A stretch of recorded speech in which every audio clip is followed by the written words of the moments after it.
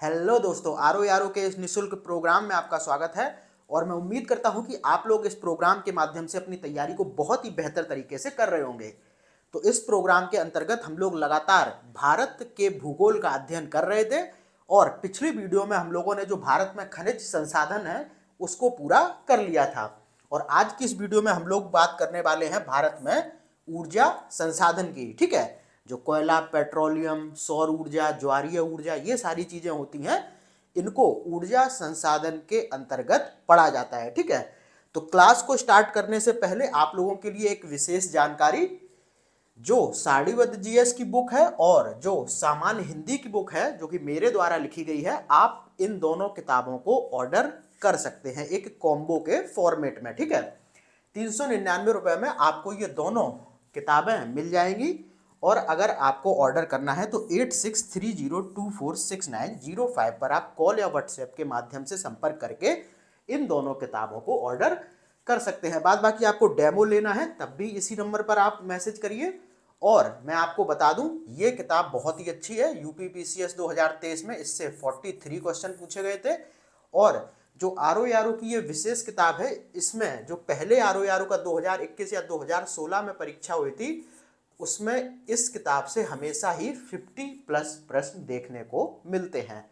तो आप इस कॉम्बो को ऑर्डर कर लीजिए। ये उनके लिए है जो कि पूरा जो हम लोगों का अभी एक प्रोग्राम चल रहा है 1264 में आपको 15 अक्टूबर तक मिलेगा। उसमें तो कंप्लीट आपको आरो यारो का पैकेज मिलेगा, उसमें भी ये दोनों किताबें शामिल होती हैं। तो वो जो ये 1264 वाला पैकेज नहीं लेना चाहते हैं, सिर्फ ये दो किताबें लेना चाहते हैं, तो आप इनको भी ऑर्डर कर सकते हैं। ठीक है, तो ये बात हो गई आपकी सारणीबद्ध जीएस और हिंदी की। उसके बाद हम लोग स्टार्ट करते हैं अपनी क्लास को। ठीक है, तो ऊर्जा संसाधन कौन होते हैं? ऊर्जा संसाधन वे होते हैं जो ऊर्जा उत्पन्न करने के लिए प्रयोग किए जाते हैं, जैसे कि बिजली बनाने के लिए, गाड़ी चलाने के लिए। ठीक है, तो ये सारे ऊर्जा संसाधन होते हैं। अब ये होते कौन है? जैसे कि कोयला, कोयला का प्रयोग आप लोग देखेंगे तो इससे ऊर्जा निकलती है और उस ऊर्जा का विभिन्न उद्योगों में, ठीक है, और बिजली बनाने में, बहुत सारी चीजों में प्रयोग किया जाता है। पेट्रोलियम देखिए आप लोग, प्राकृतिक गैस देखिए, ये सारे ऊर्जा संसाधन है। ठीक है, अब एक क्वेश्चन बहुत पूछा जाता है कि पृथ्वी पर ऊर्जा का प्रमुख स्रोत क्या है? तो पृथ्वी पर ऊर्जा का प्रमुख स्रोत है सूर्य। ये भी आप याद रखना, ये क्वेश्चन बहुत बार वन लाइनर के फॉर्म में पूछा जाता है। उसके बाद देखो कि जो ऊर्जा संसाधन होते हैं वो किसी भी देश के विकास, यानी कि कैसे, औद्योगिक विकास का सूचक होते हैं। अगर एक देश ऊर्जा संसाधनों से अति संपन्न है तो उस देश का औद्योगिक विकास जो होगा वो अन्य की अपेक्षा बहुत ज़्यादा होगा, क्योंकि जितने भी ऊर्जा संसाधन होते हैं वो विभिन्न तरीके के इंफ्रास्ट्रक्चर में प्रयोग किए जाते हैं। जैसे कि अगर आपके पास बहुत ज़्यादा कोयला है तो आपके यहाँ लौह इस्पात उद्योग बहुत अच्छा होगा। ठीक है, और जैसे पेट्रोलियम है तो परिवहन आपका बहुत अच्छा होगा। कोयला से लाइट बनती है, तो अगर एक देश में बहुत ज़्यादा विद्युत उत्पादन किया जाता है तो वहाँ जितनी भी चीज़ें इंफ्रास्ट्रक्चर वाली होंगी वो अपने आप बहुत अच्छी हो जाएंगी। इसीलिए जो ऊर्जा संसाधन होते हैं वो किसी भी देश के औद्योगिक विकास का सूचक होते हैं। ठीक है, अब देखो इनमें क्या होता है कि ऊर्जा संसाधनों के माध्यम से आर्थिक पिछड़ेपन, कुपोषण एवं अशिक्षा आदि समस्याओं का समाधान भी सुनिश्चित किया जा सकता है। ठीक है, तो क्या होता है कि भाई देखो, एक देश में अगर प्रॉपर ऊर्जा संसाधन है तो वहाँ का ऑलरेडी इंफ्रास्ट्रक्चर बहुत अच्छा डेवलप होगा, वहाँ का औद्योगिक विकास बहुत अच्छा होगा, वहाँ पर बहुत अच्छा इंडस्ट्रीज लगी होंगी, बहुत सी कंपनियां वहाँ पर होंगी। तो जब इतना सब कुछ एक देश में होगा तो आर्थिक पिछड़ापन अपने आप खत्म हो जाएगा। ठीक है, जब आर्थिक पिछड़ापन नहीं होगा, जब इतनी इंडस्ट्रीज लगी होंगी, इतना इंफ्रास्ट्रक्चर हैवी होगा, तो वहाँ पर लोगों की आय का साधन बढ़िया होगा, उससे वो लोग बहुत अच्छा खा पी सकेंगे, तो कुपोषण नहीं होगा। ठीक है, और जब इतनी सारी चीज़ें होंगी तो लोगों में शिक्षा का भाव भी होगा, क्योंकि ये सारी चीज़ें एक टेक्नोलॉजी के माध्यम से ही चलती हैं। ठीक है, तो उसके लिए शिक्षा भी जरूरी है, तो अशिक्षा भी नहीं होगी। तो कुल मिलाकर ये है कि औद्योगिक विकास के साथ साथ ये आर्थिक पिछड़ेपन, कुपोषण और अशिक्षा आदि समस्याओं का समाधान भी ऊर्जा संसाधनों के माध्यम से किया जा सकता है, अगर एक देश इनमें बहुत ज्यादा संपन्न है। ठीक है, आगे बढ़े हम लोग। तो ऊर्जा संसाधनों को विभिन्न वर्गों में वर्गीकृत किया गया है, और इनका जो आधार है वो क्या है? एक है परंपरागत प्रयोग के आधार पर और एक सतत उपलब्धता के आधार पर। दोनों के आधार पर ऊर्जा संसाधनों को दो दो भागों में वर्गीकृत किया गया है। अब देखो, परंपरागत प्रयोग के आधार पर अगर हम लोग ऊर्जा संसाधनों का विभाजन देखें तो इसको पारंपरिक ऊर्जा के स्रोत और गैर पारंपरिक ऊर्जा के स्रोतों में बांटा गया है। ठीक है, उसके बाद देखो, पारंपरिक ऊर्जा के स्रोतों की बात करें तो ये कौन से स्रोत होते हैं? तो ये वो स्रोत हैं जो मानव पारंपरिक तौर पर आरंभ से ही प्रयोग करता चला आ रहा है, यानी कि ये ऊर्जा प्राप्ति के वे स्रोत हैं जो मानव पारंपरिक तौर पर आरंभ से ही इनका प्रयोग करता चला आ रहा है, जैसे कि कोयला, पेट्रोलियम, लकड़ी, प्राकृतिक गैस और सूखा गोबर, यानी कि इसका प्रयोग मानव के द्वारा बहुत पहले से किया जा रहा है। ठीक है, ये हो गए पारंपरिक ऊर्जा के स्रोत। अब देखो, गैर पारंपरिक ऊर्जा के स्रोत कौन होंगे? तो ये वो स्रोत हैं ऊर्जा संसाधन के जिन्हें कि विभिन्न इनोवेशन या फिर नवाचारों के माध्यम से विकसित किया गया है, जैसे कि सौर ऊर्जा। तो सौर ऊर्जा का प्रयोग हम लोग सीधा नहीं कर सकते हैं और ना ही मानव इन्हें बहुत पहले से प्रयोग करता आ रहा है। इसके लिए बहुत सी टेक्नोलॉजी लगती है, जैसे कि फोटोवोल्टाइक सेल होती हैं। ऐसे पवन ऊर्जा को देखेंगे तो पवन चक्की लगती है, उसमें भी आपको बहुत ज़्यादा साइंटिफिक टेक्नोलॉजी का प्रयोग करना पड़ता है। इसी तरीके से ज्वारीय ऊर्जा है, बायोगैस को भी बहुत सी साइंटिफिक टेक्निक के द्वारा बनाया जाता है। ऐसे ही भूतापीय ऊर्जा का दोहन करने के लिए भी बहुत सी साइंटिफिक इनोवेशन की आवश्यकता पड़ती है। तो ये हो गए गैर पारंपरिक ऊर्जा के स्रोत। पारंपरिक ऊर्जा में अब देखो कौन कौन आ रहा है? कोयला, पेट्रोलियम, लकड़ी, प्राकृतिक गैस और सूखा गोबर। ये बहुत इंपॉर्टेंट है, बहुत बार विकल्प में आपको इस तरीके से चीजें दे देता है और फिर पूछ लेता है कि निम्नलिखित में से कौन पारंपरिक ऊर्जा का स्रोत है या फिर कौन गैर पारंपरिक ऊर्जा का स्रोत है, या फिर कथन में भी सीधा सीधा कुछ भी पूछ सकता है। देखे तो आप लोग बहुत इस मामले में क्लियर हो जाइए कि जिसमें हमें क्या होगा, जिसमें साइंटिफिक टेक्नोलॉजी अलग से लगानी पड़ेगी जिस ऊर्जा संसाधन के प्रयोग के लिए, वो हो जाएंगे गैर पारंपरिक ऊर्जा के स्रोत, और पारंपरिक ऊर्जा के स्रोत वो होंगे जिन्हें हम सीधा निकालेंगे और उनका प्रयोग हम कर लेंगे, जैसे जमीन से कोयला निकाला और उसका प्रयोग हमने कर लिया। ठीक है, उसके बाद देखो, सतत उपलब्धता के आधार पर भी देखें तो ऊर्जा संसाधनों को दो भाग में विभाजित किया गया है, एक नवीकरणीय ऊर्जा और दूसरा अनवीकरणीय ऊर्जा। ठीक है, तो अब देखो, नवीकरणीय ऊर्जा का मतलब होता है कि जिन ऊर्जा स्रोतों का उपयोग पुनः या सतत रूप से किया जा सकता हो।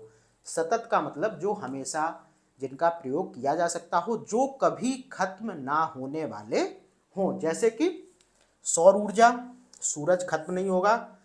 पवन ऊर्जा, वायु खत्म नहीं होगी। ज्वारीय ऊर्जा, ज्वारीय ऊर्जा आप समझ ही रहे होंगे, जो समुद्र में ज्वार भाटा आता है तो जब वो लहर तेज से आती है तो उसका प्रयोग हम लोग विभिन्न ऊर्जा का प्रयोग करने के लिए करते हैं, उसे ही ज्वारीय ऊर्जा कहते हैं। तो ये कभी खत्म नहीं हो सकते हैं, तो जिनका प्रयोग हम सतत रूप से हमेशा कर सकते हो वे नवीकरणीय ऊर्जा के स्रोत, जैसे कि सौर ऊर्जा, पवन ऊर्जा और ज्वारीय ऊर्जा।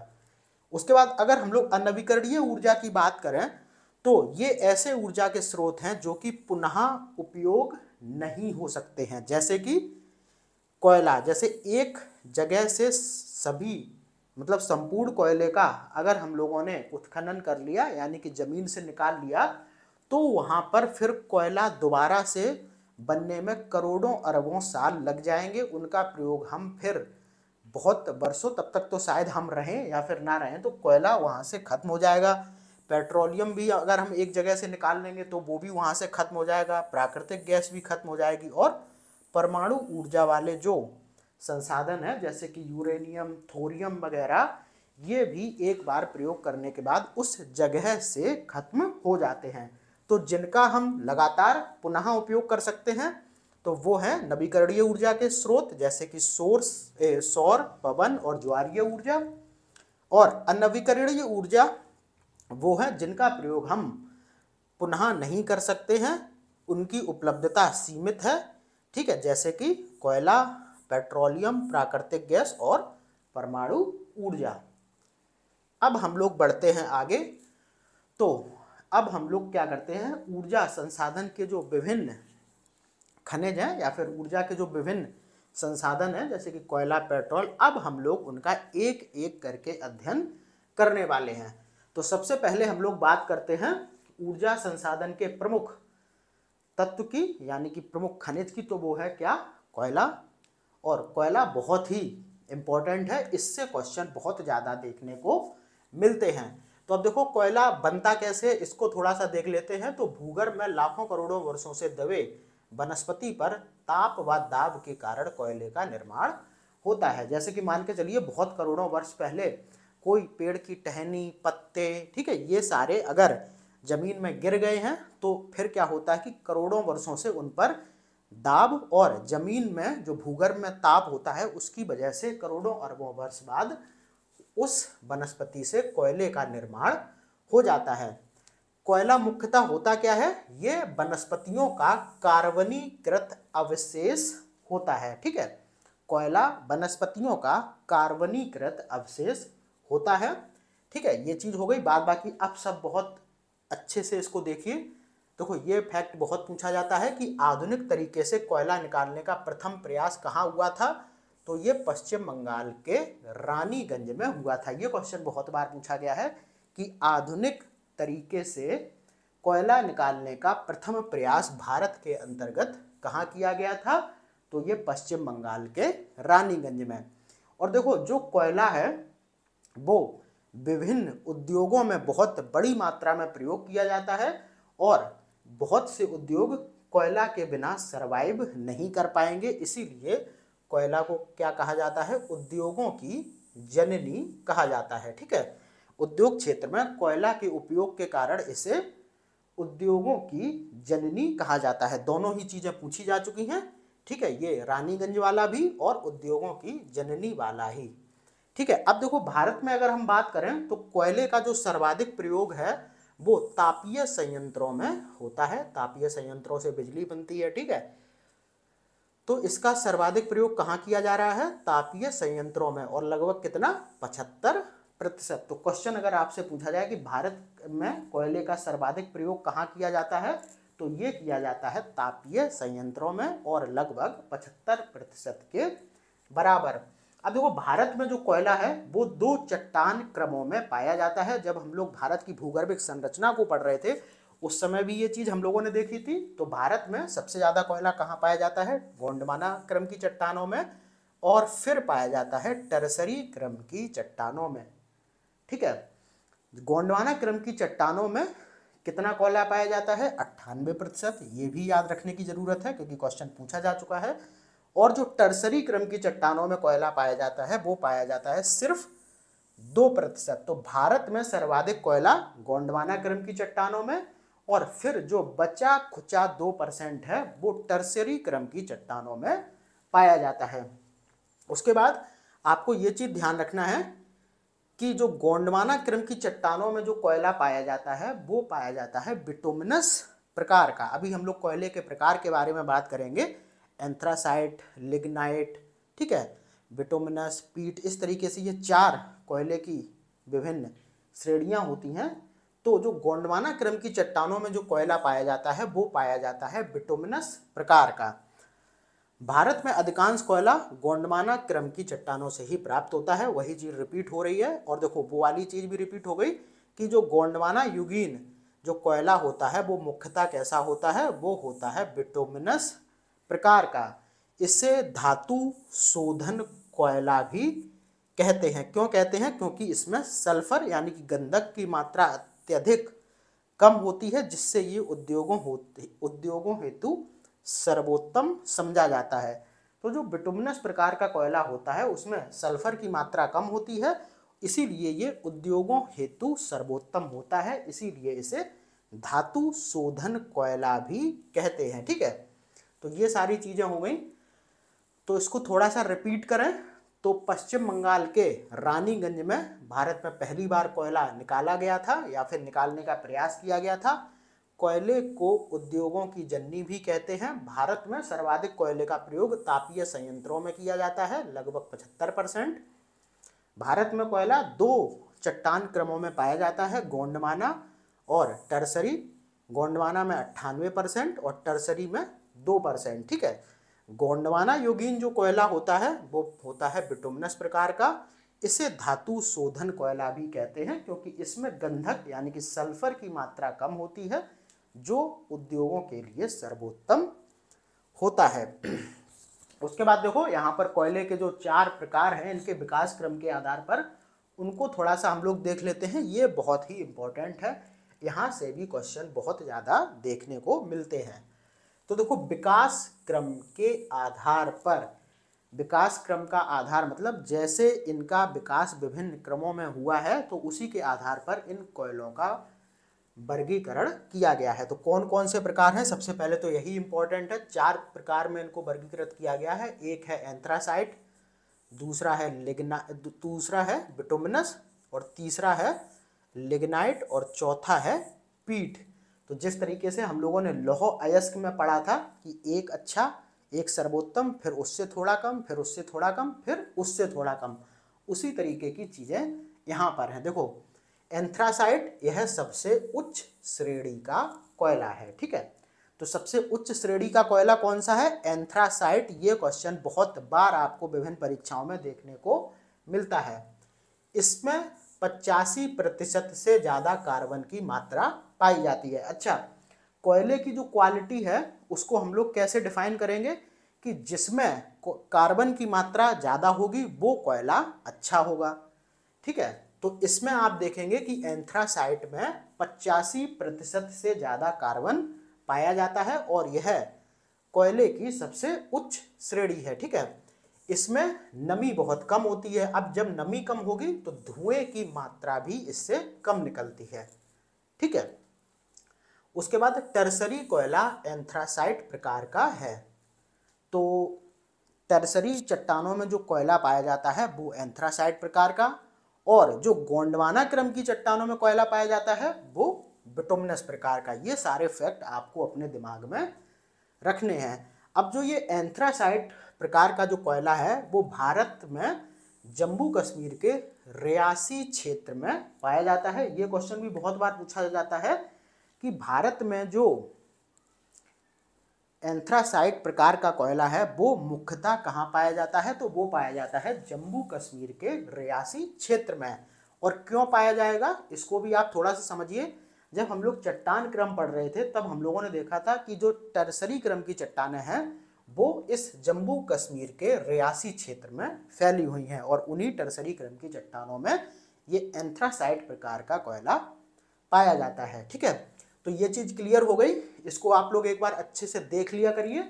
ठीक है, उसके बाद हम लोग बात करते हैं कोयले के दूसरी श्रेणी के, जो कि है बिटुमिनस। अब बिटुमिनस दूसरा सबसे अच्छा कोयला है, तो सबसे बेस्ट एंथ्रासाइट, उसके बाद बिटुमिनस। गोंडवाना युगीन कोयला बिटुमिनस प्रकार का ही है, इसको हम लोग 50 बार पढ़ चुके हैं।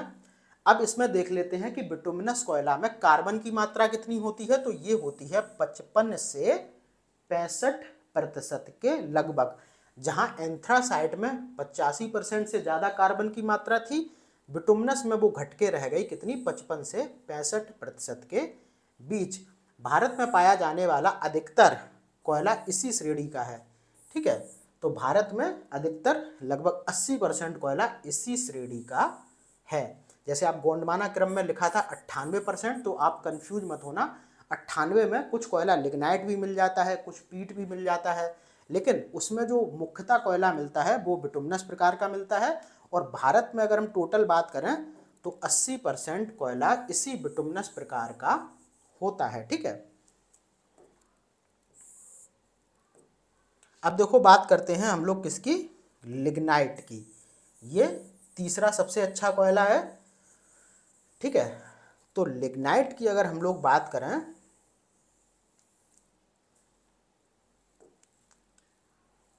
थोड़ा सा इसको हटा देते हैं।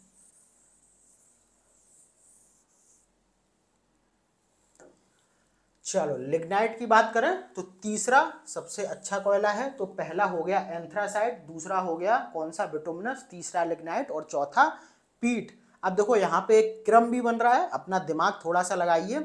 यहाँ पर एक क्रम बन रहा है, तो क्रम से लगाने के लिए भी कोयले की इन विभिन्न श्रेणियों को आपसे पूछा जा सकता है। ठीक है, तो ये सारी चीजें भी आप अपने दिमाग में सेट करके रखना कि पहले एंथ्रासाइट, फिर बिटुमिनस, फिर लिग्नाइट और फिर पीट। तो लिग्नाइट की बात करें, ये तीसरा सबसे अच्छा कोयला है। इसमें देखो कार्बन की मात्रा कितनी है, 45 से 55%। कार्बन की मात्रा लगातार कम होती चली जा रही है और इसीलिए कोयले की जो क्वालिटी है उसके में गिरावट होती चली जा रही है। अच्छा, एक चीज ध्यान रखना कि लिग्नाइट कोयले को भूरा कोयला भी कहते हैं। बहुत जगह पर यह क्वेश्चन बार बार पूछा गया है कि निम्नलिखित में से किस श्रेणी के कोयले को भूरा कोयला भी कहा जाता है, तो वो लिग्नाइट को ही कहा जाता है। ठीक है, उसके बाद आपको ध्यान रखना है कि लिग्नाइट कोयले के भंडारण और उत्पादन दोनों में तमिलनाडु का प्रथम स्थान है। ठीक है, तो ये जो छोटे छोटे फैक्ट हैं, जैसे भूरा कोयला हो गया, ठीक है, या फिर लिग्नाइट कोयले का भंडारण और उत्पादन में प्रथम स्थान किसका, ये सारी चीजें आप अपने दिमाग में सेट करते चलिए। क्वेश्चन घुमा फिरा के आपको यहीं से देखने को मिलेंगे। ठीक है, तो ये बात हो गई लिग्नाइट की तीसरा सबसे अच्छा कोयला है भाई। और ये भूरा कोयला भी इसको कहते हैं। कार्बन की मात्रा देखो 45 से 55%। और इसका प्रमुख क्षेत्र कौन सा है, तमिलनाडु। ठीक है, उत्पादन और भंडारण दोनों में। उसके बाद देखो कोयले की सबसे निम्नतम श्रेणी की बात करें तो ये कौन सी है, ये है पीट। ये सबसे खराब क्वालिटी का कोयला है। इसमें कार्बन की मात्रा आप देखेंगे तो 45% से भी कम है। अच्छा, जितना कोयला खराब होगा उसमें नमी की मात्रा भी उतनी बढ़ती जाएगी, कार्बन की मात्रा कम होती चली जाएगी और जब उसको जलाया जाएगा तो उसमें से उतनी ऊर्जा नहीं निकलेगी, बाद बाकी धुआं उसमें से बहुत ज़्यादा निकलेगा। ये कॉन्सेप्ट आप अपने दिमाग में रखिए। इसका निर्माण दलदली क्षेत्रों में होता है, तो दलदली क्षेत्रों में होगा तो भाई सीधी सी बात है कि इस कोयले में नमी अपने आप होगी। तो कार्बन की मात्रा कितनी, 45%, इसीलिए ये निम्नतम श्रेणी का कोयला है। ठीक है, ये यहाँ पर मैंने लिख भी दिया है कि एक कोयले में कार्बन की उच्च मात्रा उसकी उच्च गुणवत्ता को दर्शाती है, क्योंकि कोयले में कार्बन की मात्रा जितनी ज़्यादा होगी उसमें अत्यधिक ऊर्जा का निकास होगा तथा राख व धुएं की मात्रा भी बहुत कम होगी। सारी चीज़ें लिखी हुई हैं।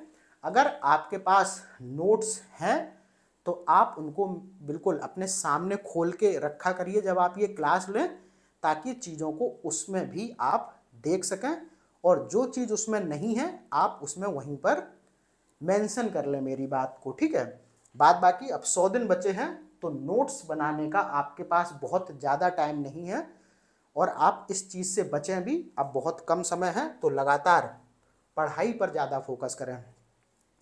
अब देखो बात करते हैं कोकिंग कोयला की।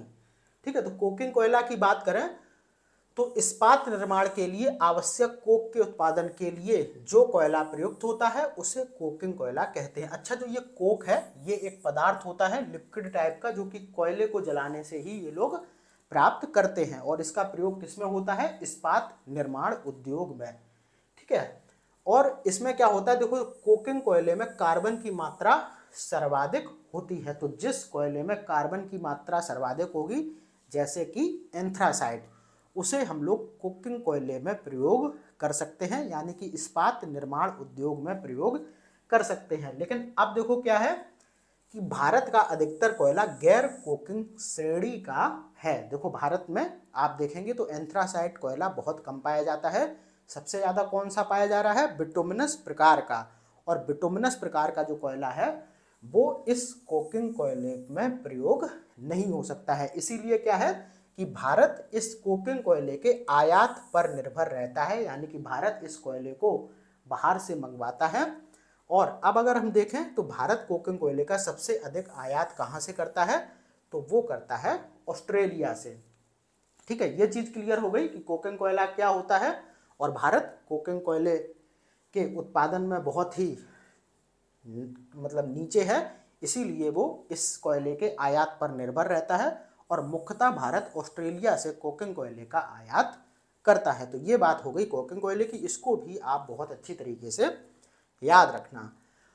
उसके बाद देखो एनटीपीसी की प्रमुख ताप विद्युत परियोजनाओं को देख लेते हैं, जो कि कोयला, डीजल और प्राकृतिक गैस के प्रयोग से बिजली बनाती हैं। ठीक है, एनटीपीसी आप लोग सब जानते ही होंगे, national thermal power corporation of India. इसके बारे में भी अभी हम लोग थोड़ी सी संक्षिप्त चर्चा कर लेंगे। लेकिन ये क्वेश्चन बहुत पूछा जाता है कि एनटीपीसी के जो विभिन्न ताप विद्युत संयंत्र हैं वो कहाँ कहाँ पर लगे हुए हैं।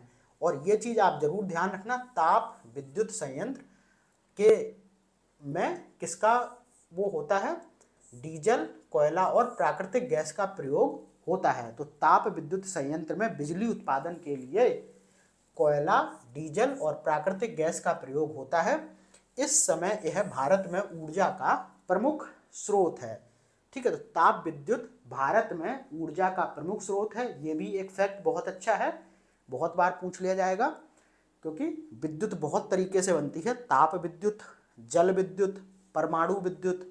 ठीक है, बाद बाकी आप देखेंगे जो और जो क्या बोलते हैं, जो सौर ऊर्जा से बिजली बनती है, ठीक है, पवन ऊर्जा से बनती है, तो वो चीज़ें हो गई।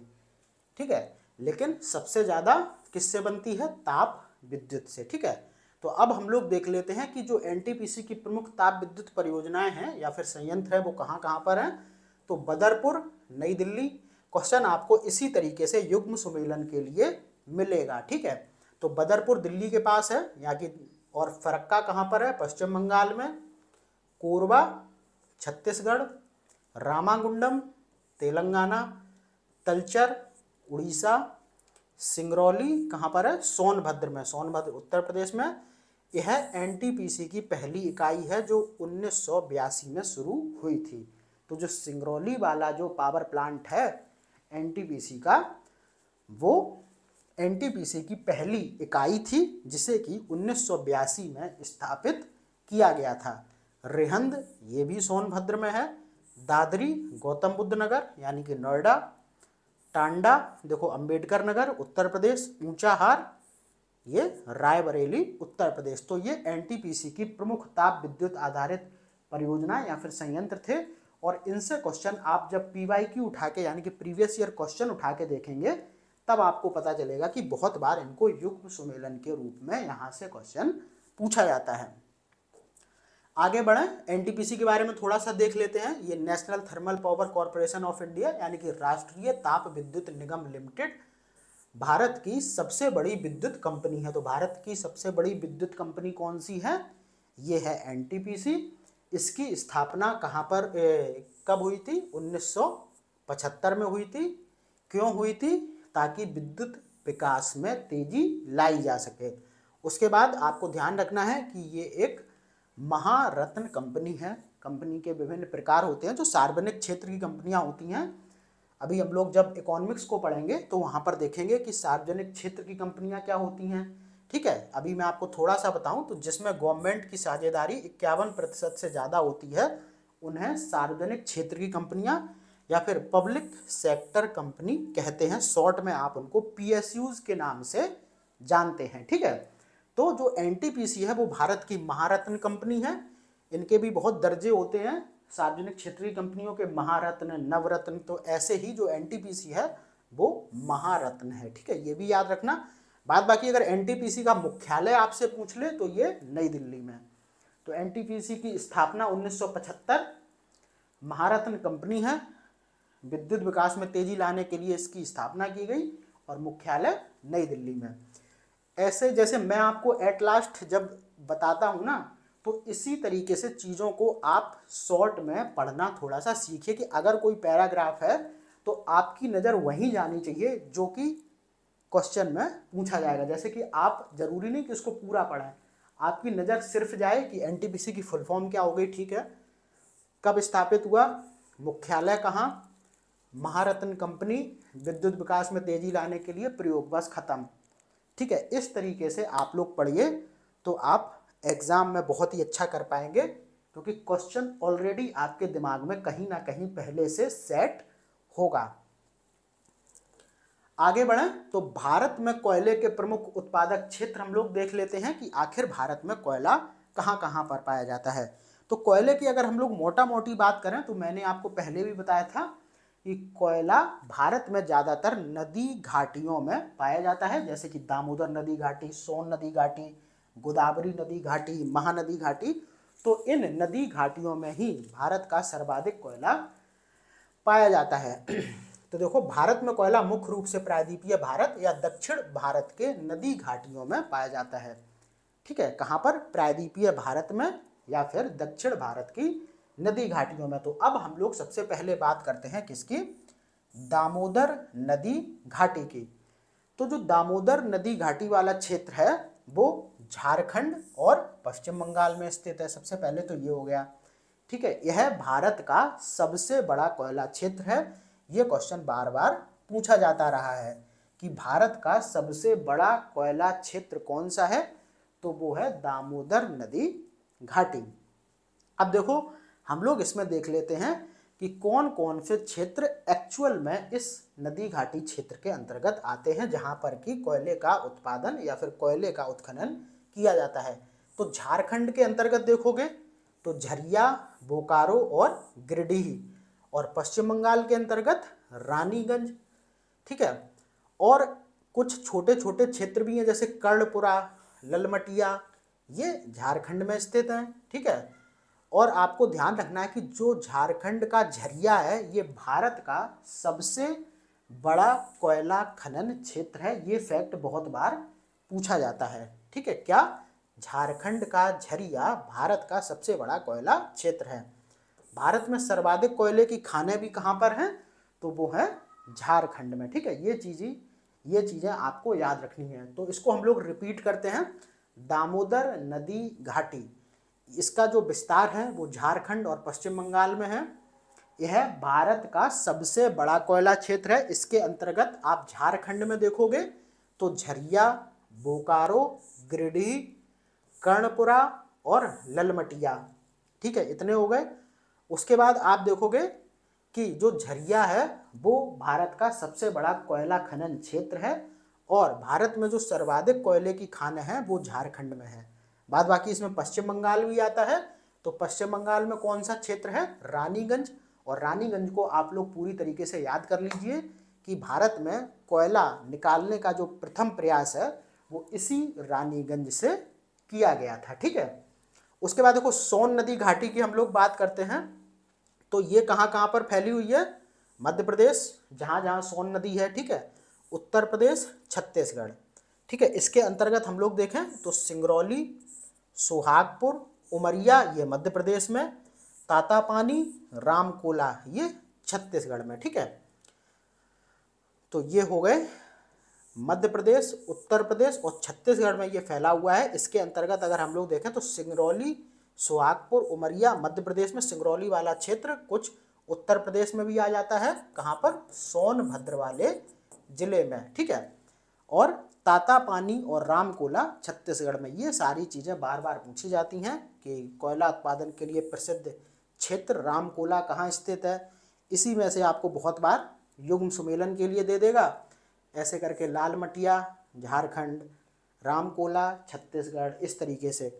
और जो ये छत्तीसगढ़ और जो झारखंड में जो ये क्षेत्र विभिन्न खनिजों के हों या फिर ऊर्जा संसाधन के हों, ये बहुत कन्फ्यूजन क्रिएट करते हैं। ठीक है, बहुत से लोग समझ ही नहीं पाते हैं झरिया झारखंड में है या फिर ये छत्तीसगढ़ में है।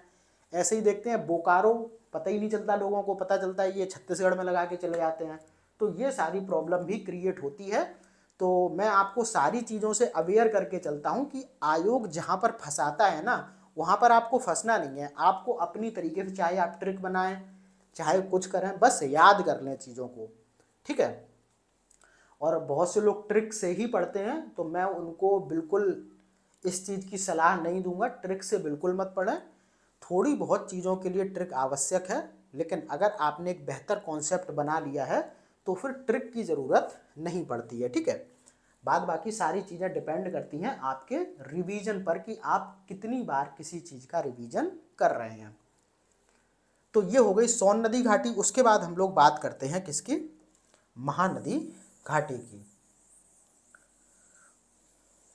महानदी घाटी की हम लोग बात करें तो ये देखो कहाँ कहाँ पर फैली हुई है। ये फैली हुई है जहां पर कि महानदी है। अब देखो महानदी कहां पर है,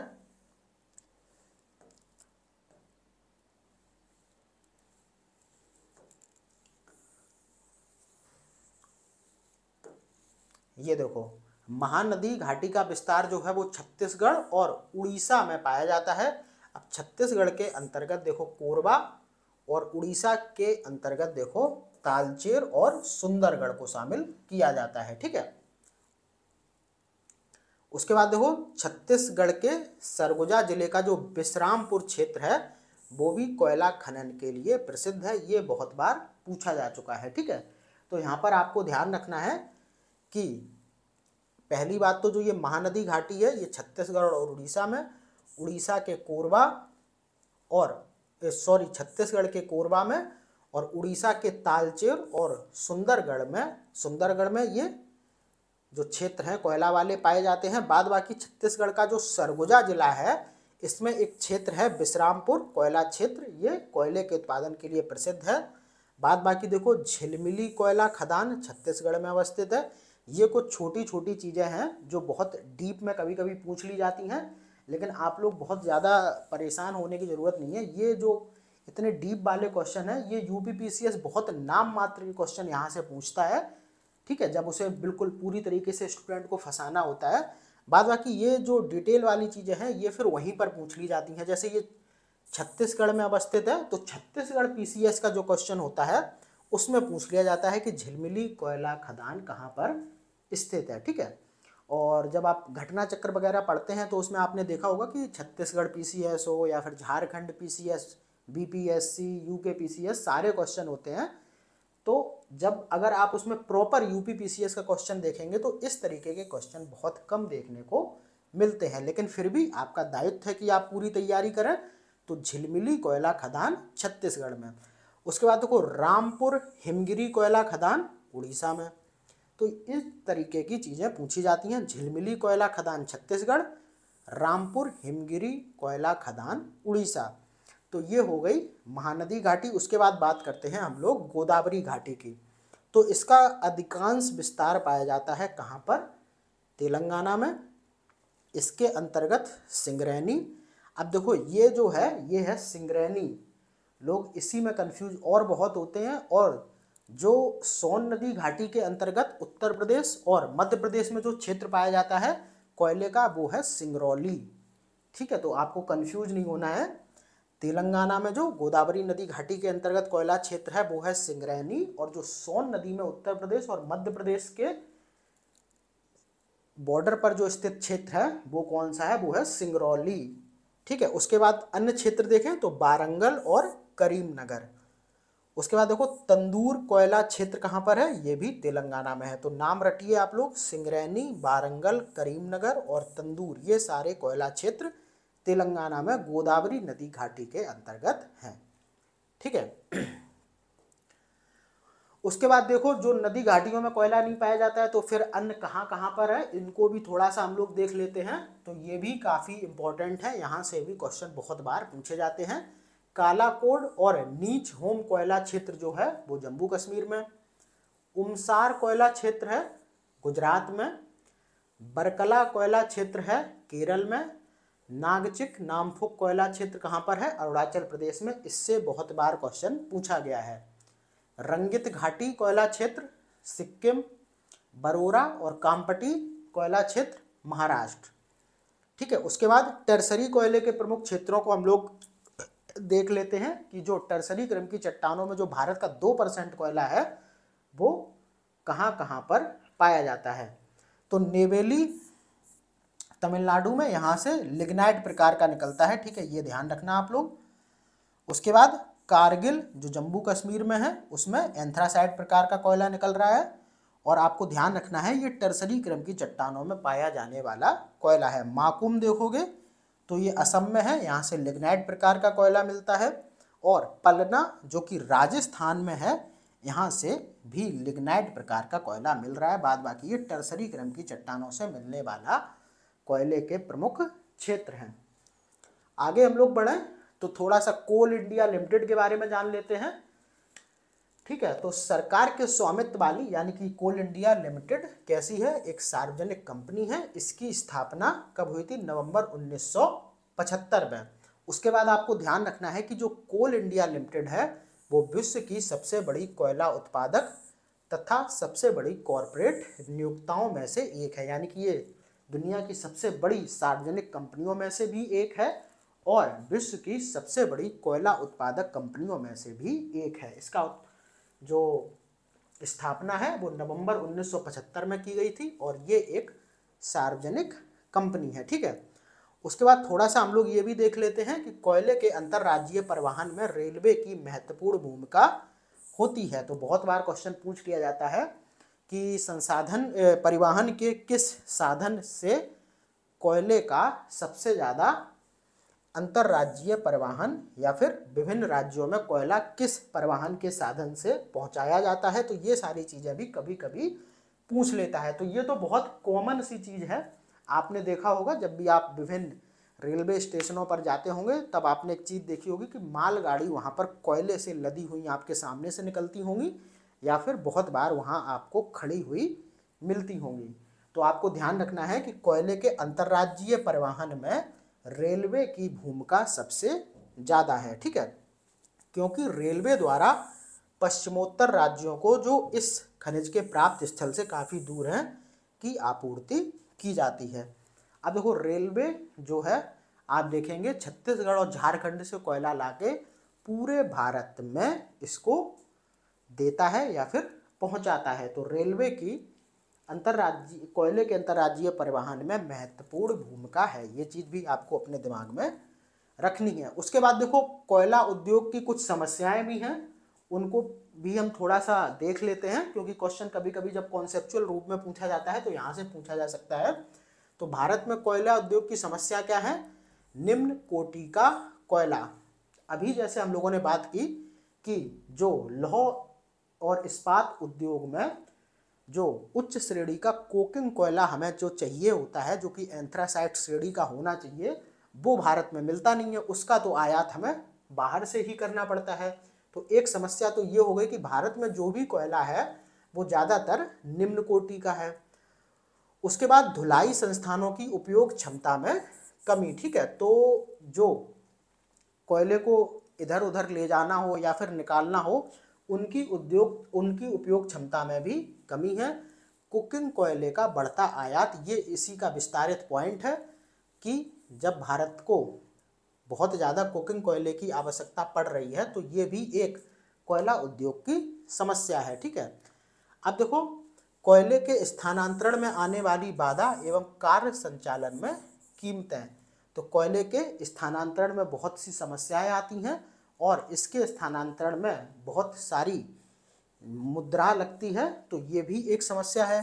ठीक है, क्योंकि भारत में देखोगे तो छत्तीसगढ़ झारखंड इस वाली पेटी में ही बहुत ज़्यादा कोयला पाया जाता है। बाद बाकी भारत एक बड़ा देश है तो इसको कहीं भी भारत के क्षेत्र में ले जाना वो अपने आप में एक समस्या है और उसमें बहुत ज़्यादा जो मौद्रिक कीमत जो उसकी होती है वो भी बहुत ज़्यादा लगती है। बाद बाकी नवीन तकनीक का अभाव भी अभी भी भारतीय कोयला उद्योग में बना हुआ है। बहुत ज़्यादा कोई इनोवेटिव टेक्नोलॉजी अभी तक कोयला संसाधन के उत्खनन को लेके नहीं भारत में उपलब्ध है। ठीक है, तो ये सारी बातें हो गई भारत में कोयला उद्योग की समस्याओं की। ठीक है, इनसे क्वेश्चन आपको बहुत ही मुश्किल है कि देखने को मिले, लेकिन अगर मिलता है तो मैंने आपको 4-5 पॉइंट बता दिए हैं, तो हो सकता है कथन में कोई इनसे आपको जरूर टकरा जाएगा। तो इस तरीके से ये पहला पार्ट था भारत में ऊर्जा संसाधनों का। तो अब इसके दूसरे पार्ट में हम लोग जल्द ही मिलेंगे। तब तक के लिए आप लगातार वीडियोज़ को देखते रहिए और साथ साथ इसको ख़त्म करते रहिए, बाद के लिए मत छोड़िए, ठीक है। बहुत जल्द आपको ऐसा हो सकता है कि एक वीडियो जो शाम को 6 बजे मिल रही है वो तो मिलेगी ही मिलेगी, और बहुत जल्द हो सकता है मॉर्निंग में आपको 10 बजे भी एक वीडियो मिलना, इतिहास की या फिर किसी अन्य विषय की मैं स्टार्ट कर दूं, ठीक है। तो फिर ठीक है, लगातार साथ बने रहिए, मिलते हैं अगली वीडियो में, तब तक के लिए थैंक यू।